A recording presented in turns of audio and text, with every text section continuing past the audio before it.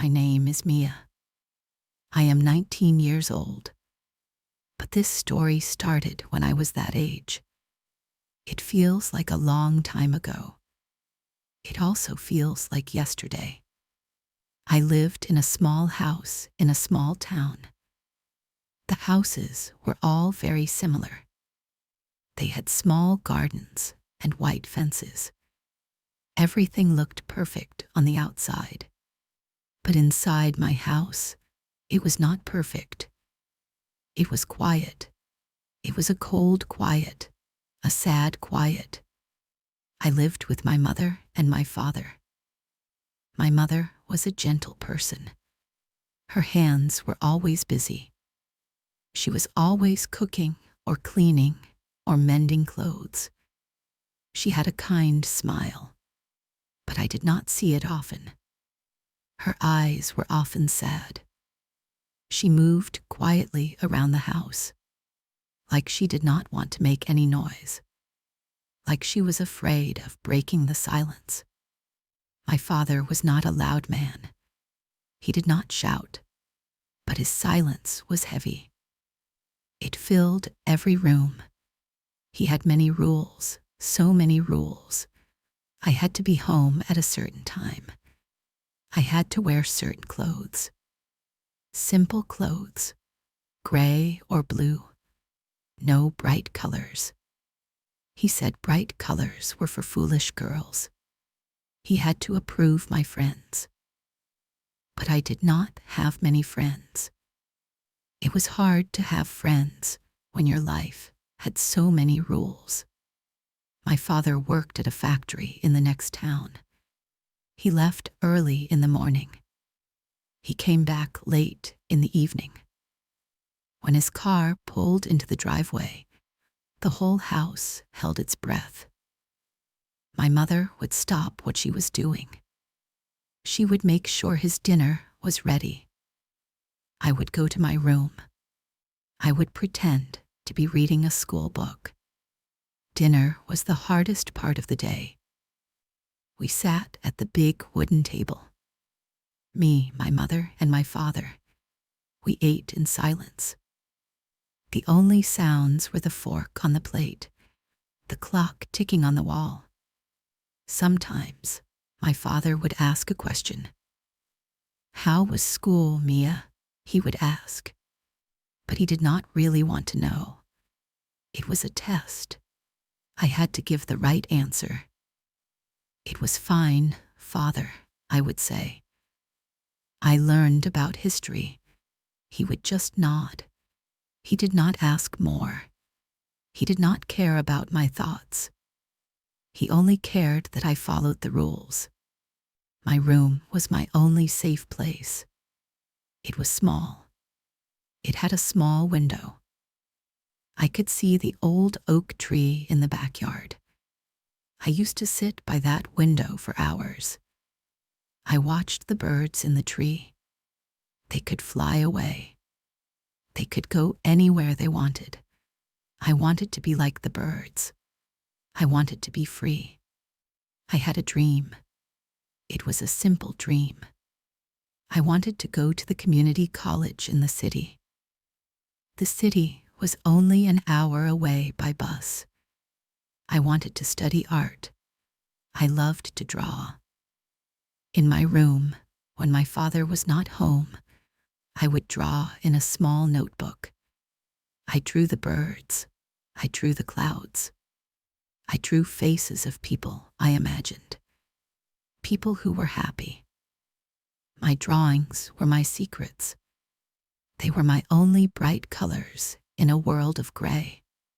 When I turned 18, I told my father about my dream. We were at the dinner table.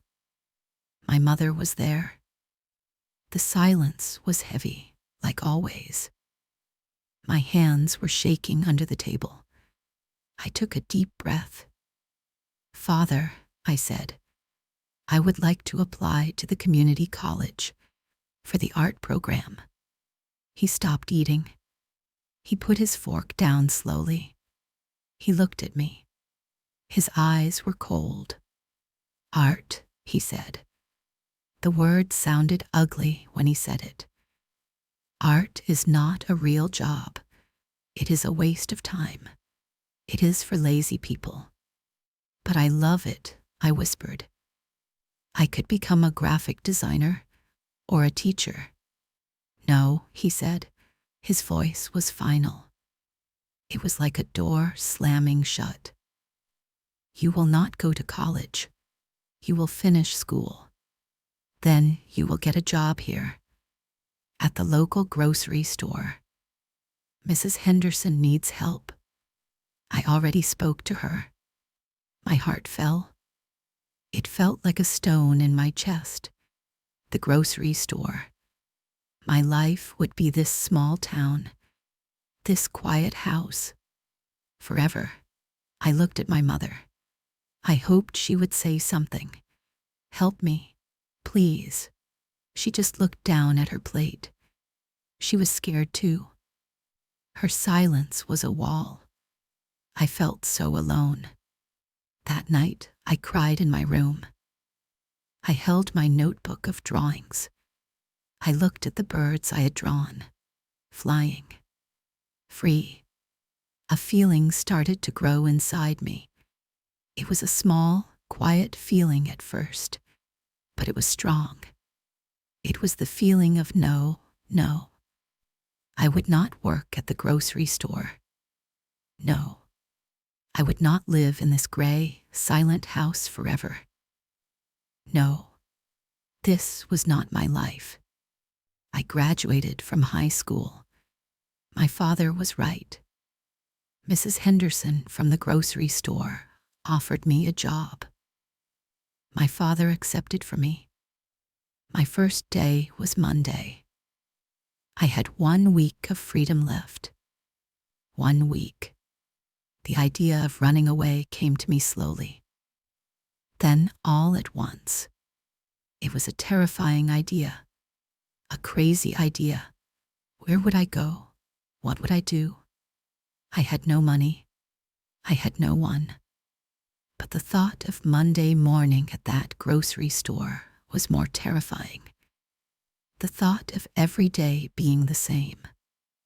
Quiet, gray, empty, that was the real fear. So I made a plan, a secret plan.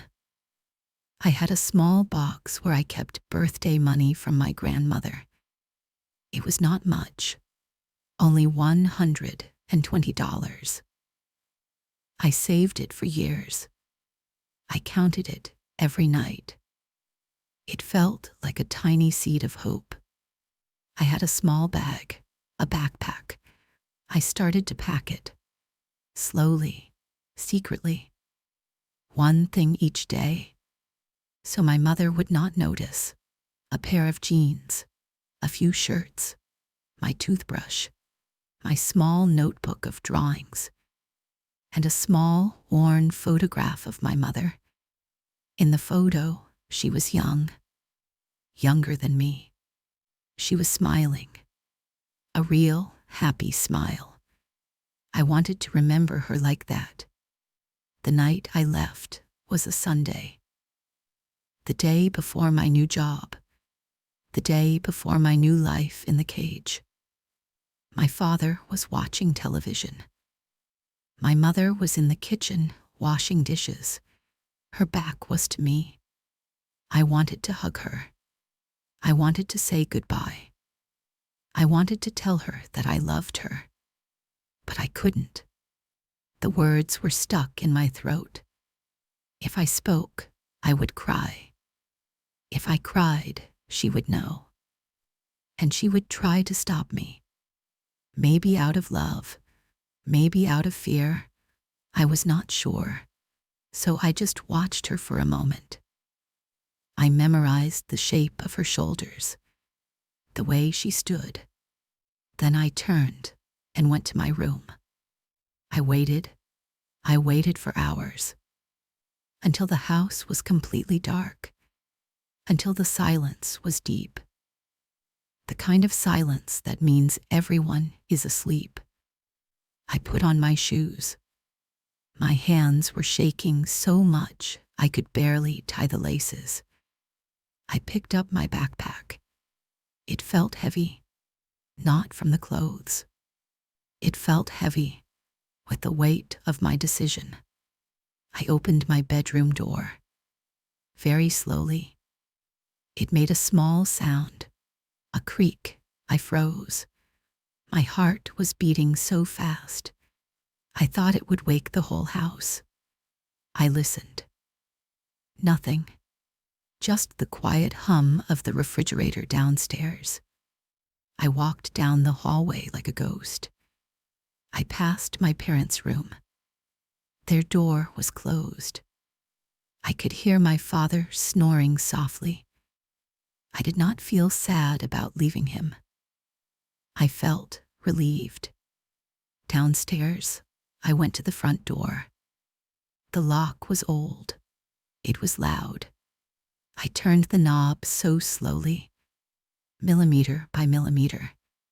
It felt like an hour. Finally, it clicked open. I slipped outside, into the cold night air. The moon was bright. It lit up the empty street. I looked back at my house one last time. It looked like any other house on the street. Normal, quiet. No one would ever know the sadness inside. I took a deep breath, and then I turned my back. I did not look back again. I walked and walked towards the bus station on the edge of town. I was scared. My name is Mia. I was only 19. I took one bag and never looked back. The walk to the bus station felt like a dream. The town was asleep. The streetlights cast long, yellow shadows. My footsteps were the only sound. Every sound made me jump. A dog barking in the distance. The rustle of leaves in the wind. I imagined my father waking up, finding my empty room. I imagined his anger. I walked faster. The bus station was small. Just a small building with a single light on. A man was sleeping on one of the benches. I tried not to look at him.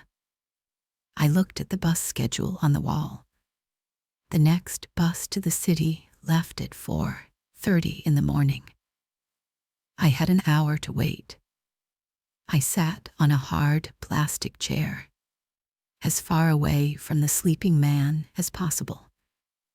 I pulled my backpack onto my lap. I hugged it like a shield. My mind was racing. Was I doing the right thing? Was I crazy? I had $120, a few clothes, and a notebook of drawings. What was I going to do in a big city? Where would I sleep? How would I eat? Fear felt like a cold hand around my heart. I wanted to run back home, to my bed, to my quiet, safe room. But then I thought of my father's cold eyes. I thought of the gray walls of the grocery store. I thought of the heavy silence at the dinner table. And I knew I could not go back. It was better to be scared and free than safe and trapped. So I stayed. I sat on that hard chair and waited for the bus. The bus arrived. It was big and loud. The doors opened with a hiss. I was the only person who got on. I paid the driver with my precious money. He did not look at me. I was just another passenger. I walked to the back of the bus. I chose a seat by the window. As the bus pulled away from the station, I watched my small town disappear. The familiar streets, the sleeping houses. It was my whole life, and I was leaving it behind. I pressed my face against the cold glass of the window. And for the first time that night, I let myself cry. Quiet tears. For the girl I was leaving behind. For the mother I loved. For the future I did not know. I fell asleep on the bus. A restless sleep. I woke up when the bus stopped. The sun was rising. I looked out the window. I saw tall buildings. So many buildings. Cars and people everywhere. The city, it was loud. It was busy. It was so different from my quiet town. I felt very, very small. I got off the bus. I stood on the sidewalk. People rushed past me. They did not see me. I was invisible. It was a strange feeling. At home, I always felt watched, judged by my father. Here, nobody knew me. Nobody cared. It was scary. But it was also a little bit wonderful. I knew I needed to find a place to stay. A cheap place. I walked for a long time. My backpack felt heavier and heavier. I looked at the signs on the buildings. Hotels. They looked too expensive. I kept walking. I found a street with older buildings, smaller shops. I saw a sign. The Bluebird Hostel. Rooms for rent. Weekly rates. A hostel. I had read about them in books. A place for travelers. I went inside. It was a simple place. A bit old. But it seemed clean. A woman was sitting behind a small desk. She had gray hair and kind eyes. She was knitting. She looked up when I came in. "Can I help you, dear?" she asked. Her voice was warm. "I need a room," I said. My voice was small.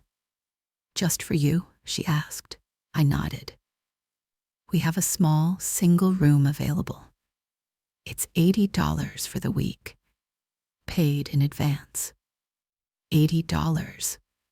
That was most of my money, but I had to sleep somewhere. "Okay," I said. I gave her the money. My hand was shaking. She gave me a key. Room 7. Up the stairs. The bathroom is at the end of the hall.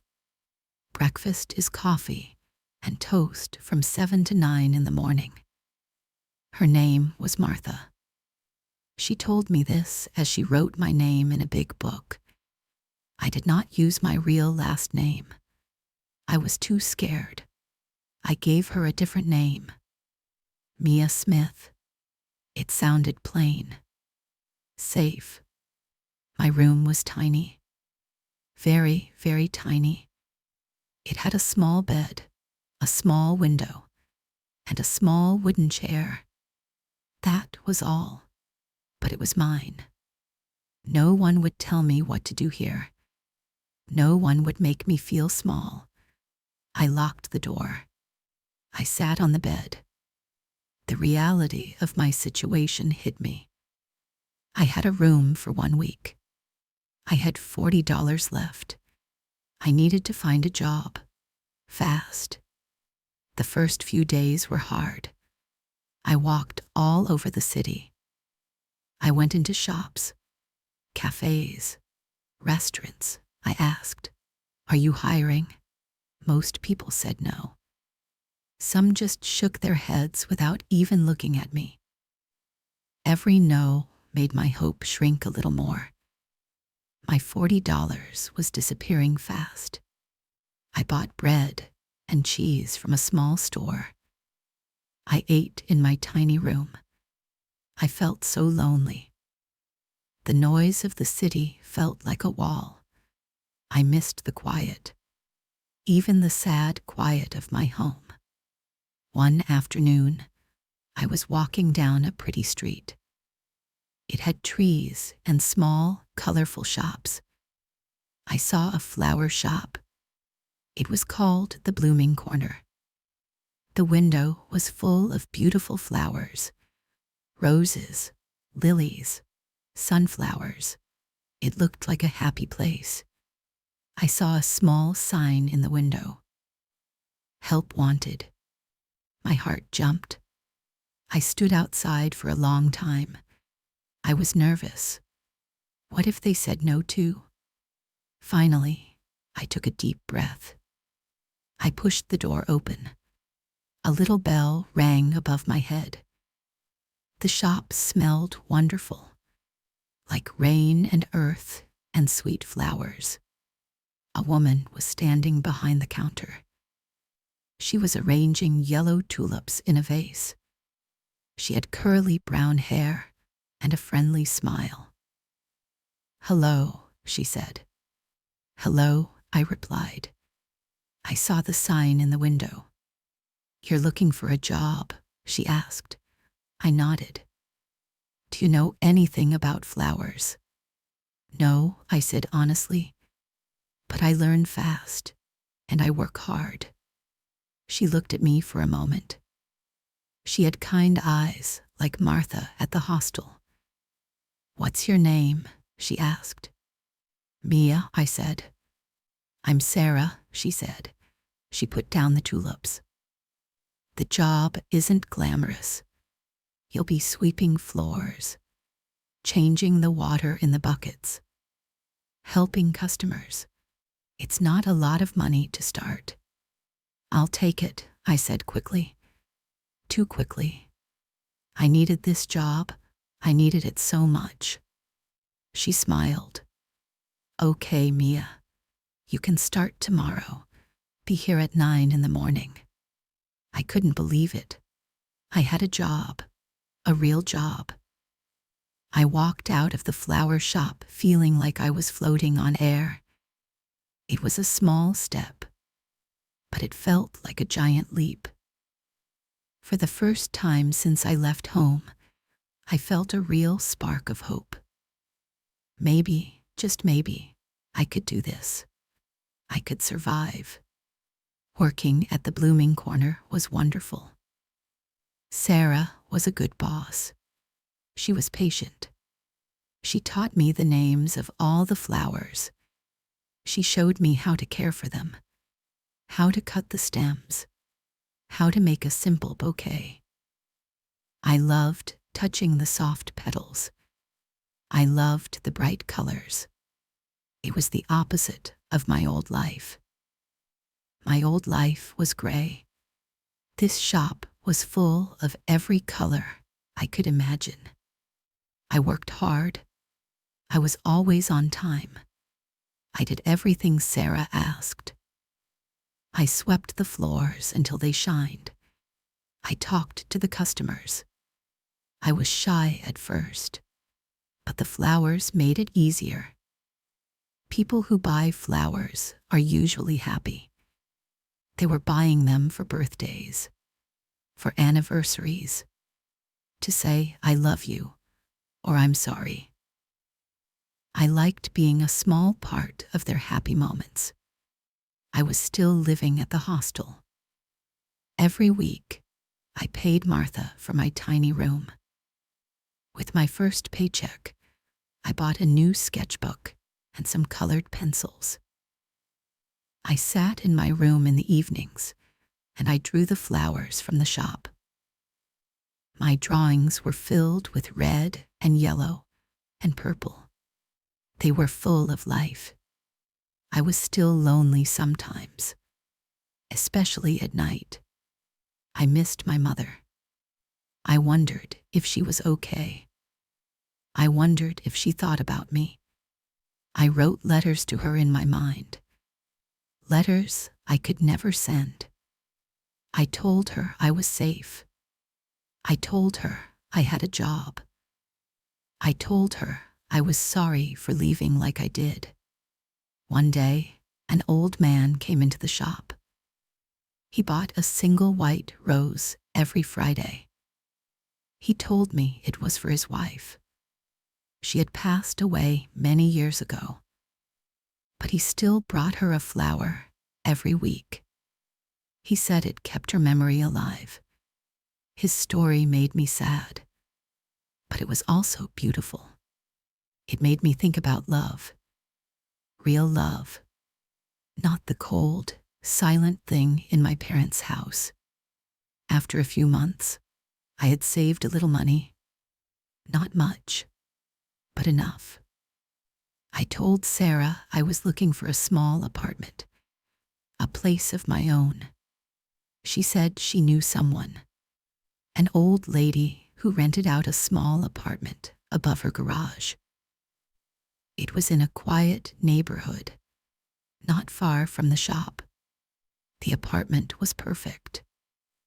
It was just one room with a tiny kitchen and a bathroom, but it had a big window. The window looked out over a garden. It was clean and bright. The landlady's name was Mrs. Gable. She reminded me of my grandmother. She said she liked my face. She said I seemed like a quiet, responsible girl. I signed a lease. It was the first time I had ever signed my name on an important paper. It made me feel like an adult. Moving into my own apartment was the best day of my new life. It was empty at first. I only had my backpack of clothes and my art supplies. I slept on a mattress on the floor. But it was my space, my home. I could paint my walls any color I wanted. I could listen to music. I could be myself. Slowly, I made it a home. I bought a small table and a chair from a second-hand store. I bought a blue rug. Sarah gave me a pot of geraniums from my windowsill. I filled the walls with my drawings of flowers. My little apartment was becoming my sanctuary, a place of peace, a place of color. Life settled into a new routine, a happy routine. I worked at the flower shop during the day. I came home to my cozy apartment in the evening. I cooked my own simple meals. I read books from the local library. I drew and I painted. I was not just surviving anymore. I was living. I was still careful. The city was big. I learned to be aware of my surroundings. I did not walk alone late at night. But I was not scared in the same way. Before, I was scared of my own life, my own home. Now, I was just being smart. There was a big difference. One day, at the library, I saw a flyer. The same community college I had dreamed of attending was offering evening classes. An introductory art class. My heart did that familiar jump. The same jump I felt when I saw the help wanted sign at the flower shop. The class was not expensive. I had saved enough money. I signed up. The first night of class felt like a dream come true. I was finally here, in a room full of people who loved art. The teacher was kind. He encouraged us. He told us our work was interesting. He did not call it a waste of time. I was learning so much about colors, about light and shadow, about different artists. I made friends in the class. A girl named Clara, a boy named Ben. We would get coffee after class and talk about our projects. It felt so good to talk to people my own age, to laugh, to share ideas. I was not the invisible girl anymore. I was Mia, the artist. A year passed, then 2. My life was so different now. It was quiet, but it was a good quiet, a peaceful quiet. It was not the heavy, sad silence of my father's house. It was the quiet of a life I had chosen, a life I was building for myself. Sometimes I still thought about my parents. I wondered about my mother. Was she still sad? Did my father ever talk about me? I felt a pang of guilt sometimes. Did I do the right thing? Just running away. Then one evening, I was walking home from my art class. It was autumn. The leaves were red and gold. I saw a family walking ahead of me. A father, a mother, and a daughter who was about my age. The father had his arm around his daughter. He was listening to her talk. He was laughing. She looked so happy, so free. Seeing them did not make me sad. It made me sure I had done the right thing. I deserved a chance to be happy like that. I deserved to be heard, to be seen, to be loved for who I was. I knew my journey was not over. I was still young. I had more to learn, more to see. But I was not scared anymore.